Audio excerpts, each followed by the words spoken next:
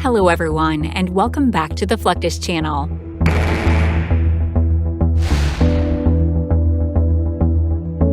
As of 2017, the U.S. military has been investing more and more resources into evaluating state-of-the-art weapons.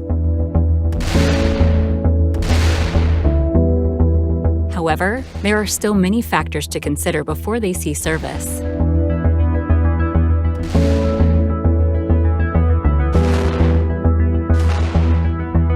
One such weapon considered most advanced is the railgun.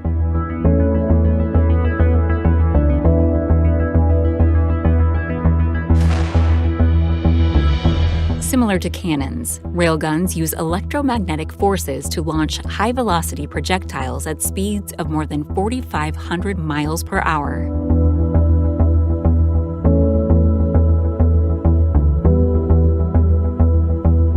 Rather than use dangerous explosives, railguns simply rely on the speed, mass, and kinetic energy of the projectile to inflict damage on the target.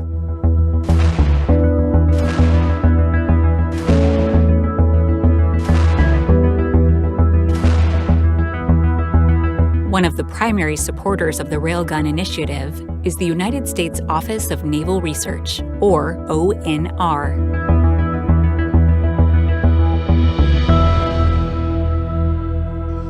They have so far managed to construct railguns of several different sizes.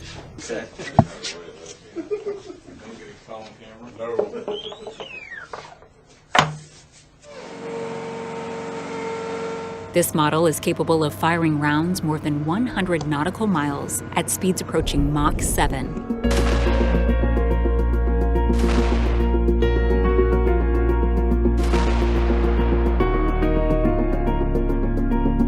Though several specifications are still classified, the gun's barrel is estimated to be around 30 feet long.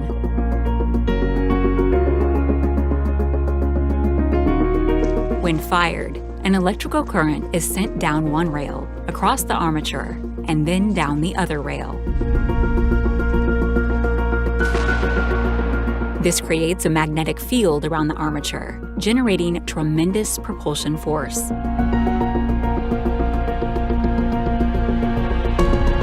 Preparing to fire one of these massive guns is no simple task. Indeed, electromagnetic railguns require huge amounts of electricity, so massive batteries need to be set up ahead of the weapon itself.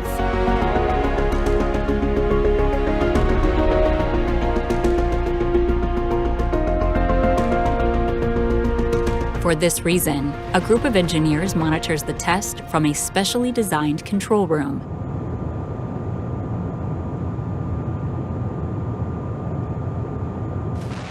After the gun is fired, these men and women can collect data about the projectile's speed, the effect of the firing on the gun, and more.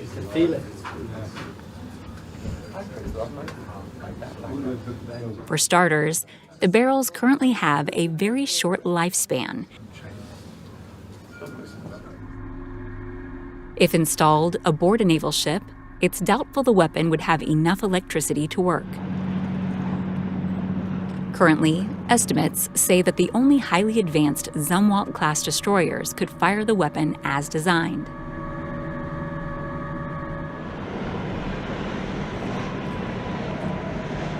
The Zumwalt class of destroyers was introduced in 2016 to replace the aging Arleigh Burke class.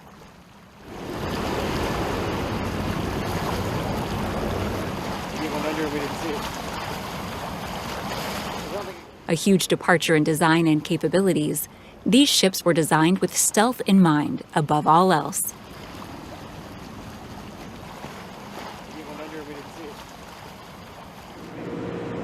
Fully enclosed like a submarine, the three Zumwalt warships boast 20 Mk-57 vertical launch modules, as well as launch systems for Sea Sparrow, Tomahawk, and anti-submarine missiles.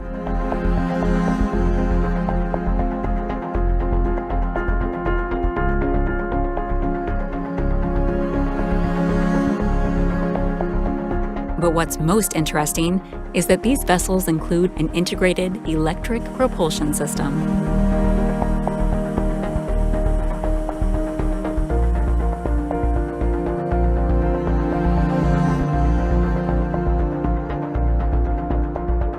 This is powered by two Rolls-Royce turbine generators, capable of producing 78 megawatts of energy.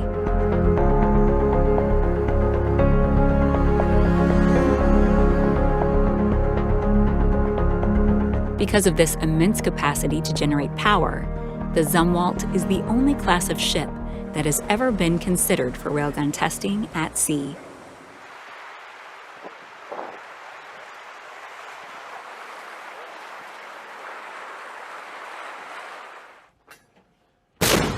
However, recent information claims the U.S. military is more interested in replacing the ship's guns with hypersonic missiles.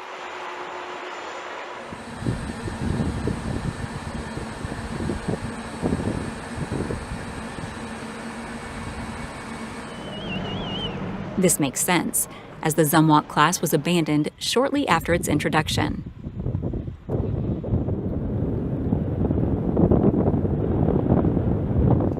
To this day, only 3 ships were ever constructed.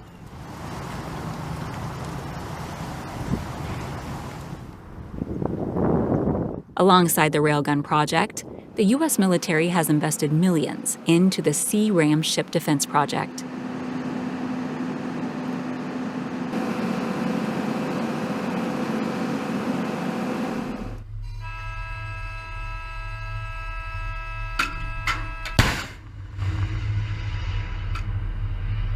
These unique deck-mounted systems are designed to defend against supersonic and subsonic threats like cruise missiles, helicopters, and drones.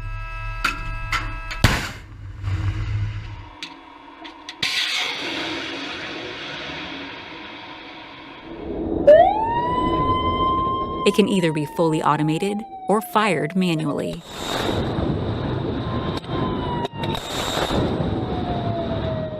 Still, it combines the accuracy, range, and agility of the Ram missile with high-resolution search and track sensors and ultra-fast response times.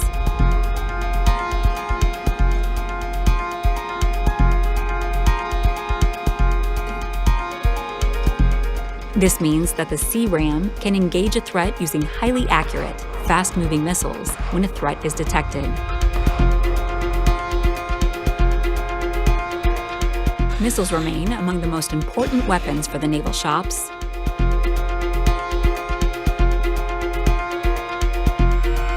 Not only do they allow for offensive strikes, but defense as well.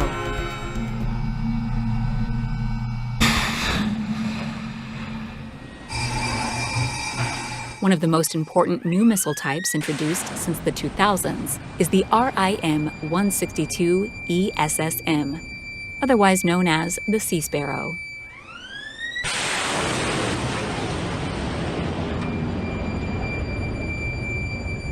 These 12-foot-long, 620-pound weapons are designed to function as countermeasures against incoming missiles and fast-moving aircraft.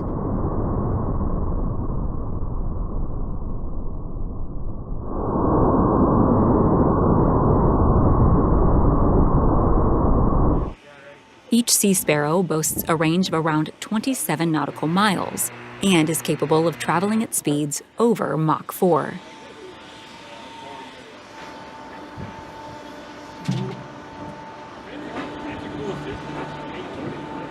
With their highly advanced tracking system, they can home in on a missile or aircraft and plot an intercept course with it while in mid-air.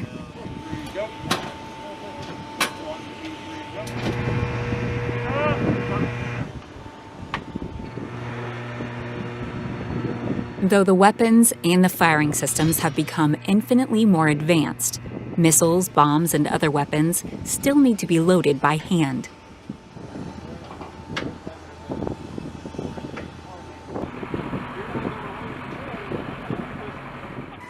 Aboard an aircraft carrier, this is handled by ordnance men. These crew members are easy to identify due to their bright red shirts.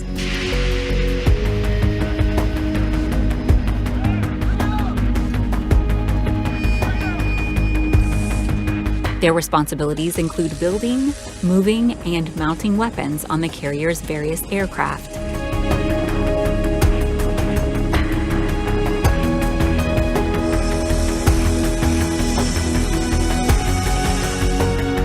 They do this by utilizing special elevators that connect to the magazine, where the bombs and missiles are stored.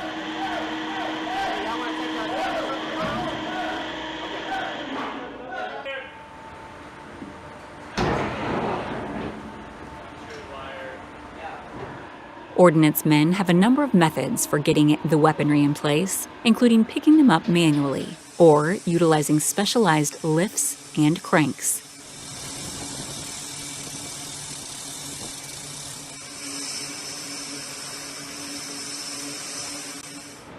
Of course, great care must be taken at all times to ensure the safety of everyone involved.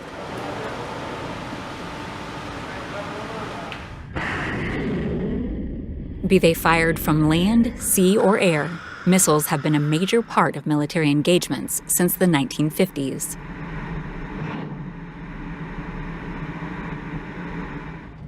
This FA-18 Hornet is armed with various missile types, including AIM-7 Sparrows.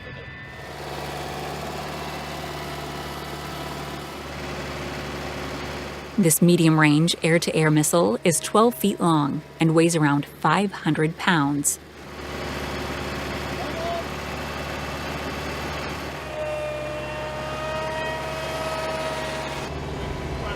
In service since 1958, the AIM-7 is a semi-active, radar-guided missile, which means it uses an onboard guidance system to locate and track its target. Perhaps the most well-known missile of all is the AIM-9 Sidewinder. This air-to-air missile has been in service since 1956.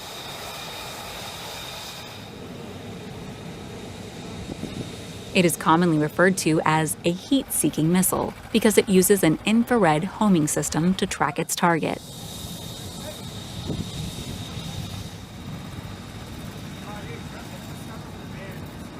Since aircraft jet engines put out an immense amount of heat, avoiding being tracked by this 10-foot-long and 188-pound missile is extremely difficult.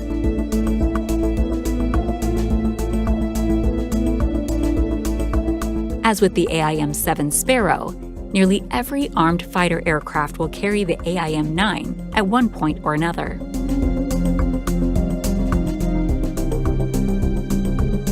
Despite being less than half the weight of the AIM-7, the Sidewinder's 20.8-pound warhead is extremely effective. This is largely due to the proximity fuse, which uses annular blast fragmentation to create a large blast area near the target aircraft.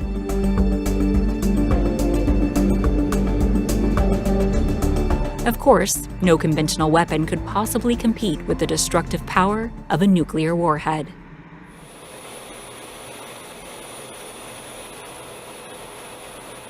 Though their use remains extremely controversial, many militaries continue to build and train with them.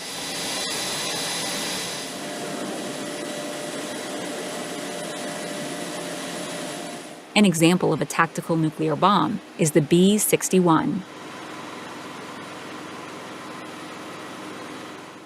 In 2015, an F-15 Eagle was fitted with an inert B-61, which it released over a Nevada test range with great success. Of course, unlike the other weapons used by the military, this one will most likely never be used.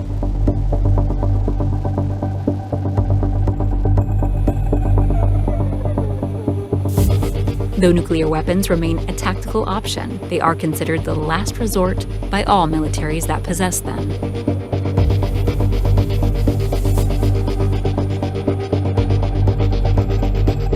That's the end of this video. I hope you enjoyed it. Make sure to subscribe to this channel so you don't miss any of our new content. See you next time.